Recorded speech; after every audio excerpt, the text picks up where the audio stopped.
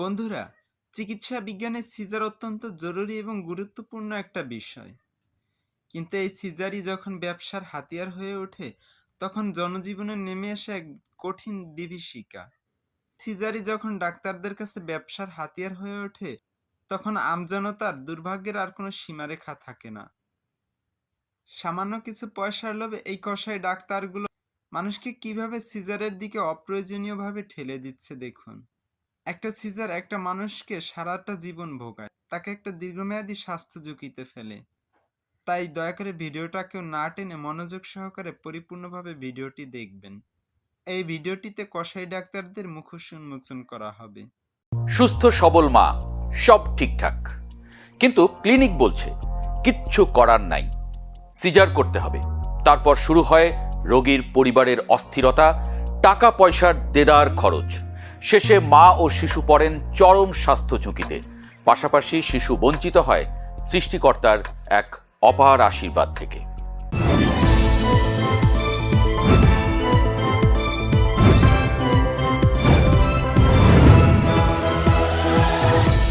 বাংলাদেশে বর্তমানে সন্তান জন্মদান বা প্রসবের চিত্রটি একটি ভয়াবহ রূপ ধারণ করেছে। গত বছর দেশে জন্ম নেওয়া প্রায় ৩৫ লাখ শিশুর মধ্যে প্রায় ১৭ লাখ শিশুর জন্ম হয়েছে অপ্রয়োজনীয় অস্ত্রোপচার বা সিজারিয়ান সেকশনের মাধ্যমে।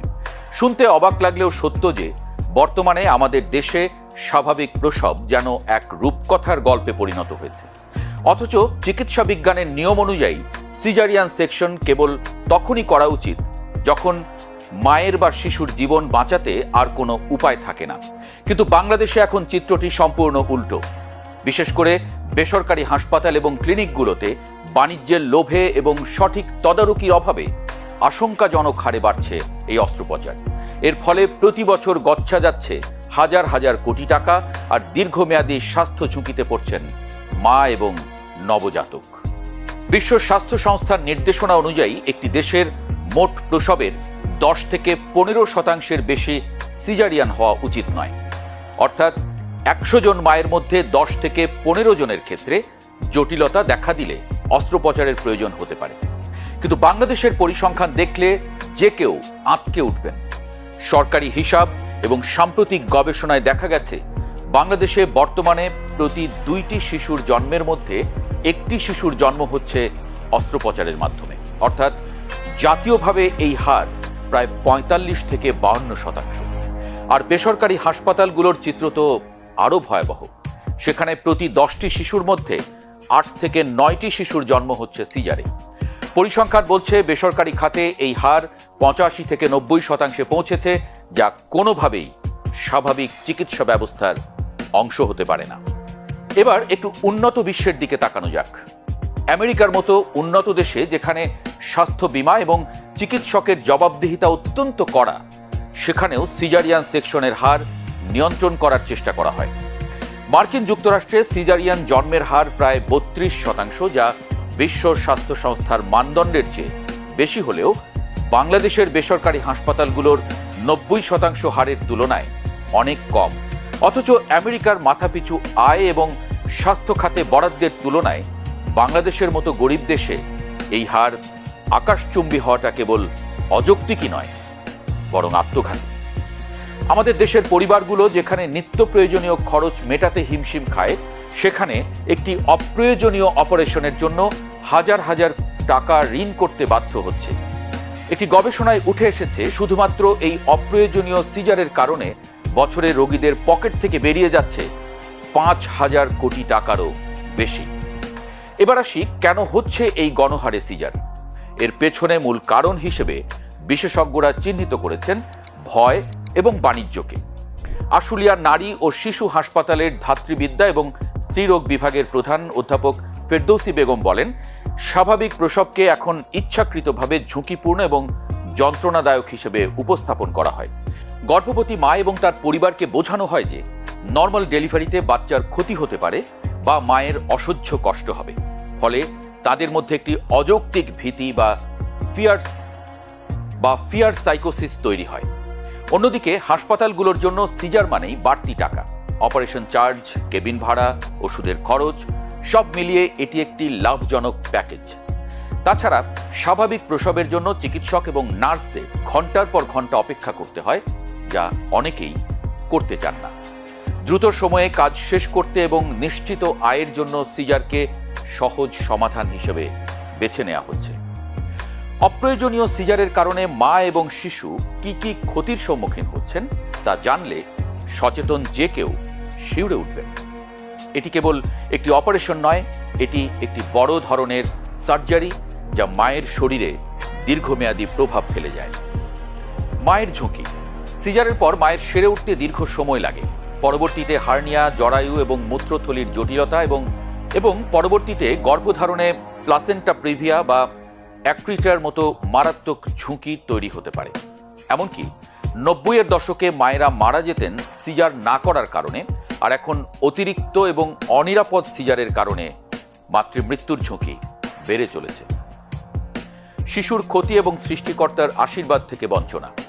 স্বাভাবিক প্রসবের সময় শিশু যখন মায়ের জরায়ু মুখ দিয়ে পৃথিবীতে আসে, তখন সে মায়ের শরীর থেকে কিছু উপকারী ব্যাকটেরিয়া বা মাইক্রোবায়োম পায়।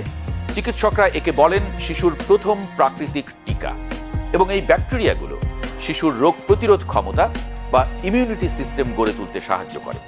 সিজারে জন্ম নেওয়া শিশুরা এই সৃষ্টিকর্তার আশীর্বাদ থেকে বঞ্চিত হয়। শ্বাসকষ্ট এবং মস্তিষ্কের বিকাশ। স্বাভাবিক প্রসবের প্রক্রিয়ায় শিশুর ফুসফুসের ভেতরের জলীয় অংশ বেরিয়ে যায়, যা তাকে জন্মের পর শ্বাস নিতে সাহায্য করে। সিজারে জন্মানো শিশুর মধ্যে শ্বাসকষ্টের সমস্যা বেশি দেখা যায়। বন্ডিংয়ের অভাব। জন্মের পরপরই মায়ের বুকে শিশুকে দেওয়া এবং স্কিন টু স্কিন কন্ট্যাক্ট শিশুর মস্তিষ্কের বিকাশ এবং মায়ের বুকের দুধ পানের জন্য অত্যন্ত জরুরি। অপারেশন টেবিলে অনেক সময় এই সুযোগটি থাকে না।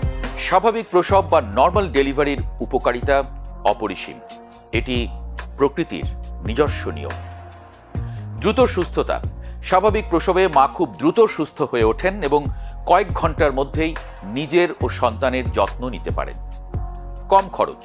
এতে কোনো বড় অস্ত্রোপচারের প্রয়োজন নেই, তাই খরচও খুবই নগণ্য।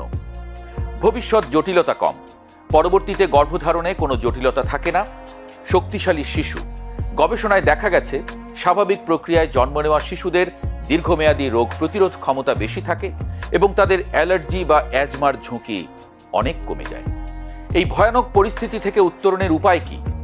আশুলিয়া নারী ও শিশু হাসপাতালের উদাহরণ আমাদের সামনে আশার আলো দেখায়। সেখানে প্রসব পূর্ব কাউন্সেলিং, লেবার মনিটরিং এবং অডিট ব্যবস্থার মাধ্যমে সিজারের হার 72% থেকে 42%-এ নামিয়ে আনা সম্ভব হয়েছে। এর জন্য প্রয়োজন সচেতনতা বৃদ্ধি। গর্ভবতী মা এবং পরিবারকে বোঝাতে হবে যে প্রসব ব্যথা একটি স্বাভাবিক প্রক্রিয়া এবং এতে ভয়ের কিছু নেই। চিকিৎসকদের জবাবদিহিতা। কেন সিজার করা হলো তার যথাযথ কারণ অডিট করা প্রয়োজন। মিডওয়াইফারি বা ধাত্রী ব্যবস্থার উন্নয়ন। প্রশিক্ষিত ধাত্রীরা স্বাভাবিক প্রসবে সহায়তা করতে পারেন, যা ডাক্তারদের উপরে চাপ কমাবে। সরকারি নজরদারি। বেসরকারি ক্লিনিকগুলোর উপরে কঠোর নজরদারি এবং সিজার বাণিজ্য বন্ধে নীতিমালা প্রণয়ন করা জরুরি। সন্তান জন্মদান প্রকৃতির এক অনন্য বিস্ময়। এটি বাণিজ্যের হাতিয়ার বানিয়ে আমরা আমাদের ভবিষ্যৎ প্রজন্মকে দুর্বল করে দিচ্ছি। 2030 সালের মধ্যে যদি আমরা সতর্ক না হই, তবে হয়তো হাসপাতালে 90% শিশুই জন্ম নেবে ছুরি কাঁচির নিচে। মায়ের হাসি এবং শিশুর সুস্থতার জন্য আমাদের ফিরে যেতে হবে প্রকৃতির নিয়মে। রুখতে হবে এই অপ্রয়োজনীয় সিজারের মহামারী। একটি সুস্থ জাতি গঠনে স্বাভাবিক প্রসবের কোনো বিকল্প নেই। পৃথিবীর সকল মা এবং শিশুর ভালো হোক। প্রিয় বন্ধুরা, ভিডিওটি ভালো লাগলে অবশ্যই চ্যানেলটি সাবস্ক্রাইব করে পাশে থাকবেন এবং আমাকে এরকম আরও ভিডিও তৈরি করতে উৎসাহিত করবেন।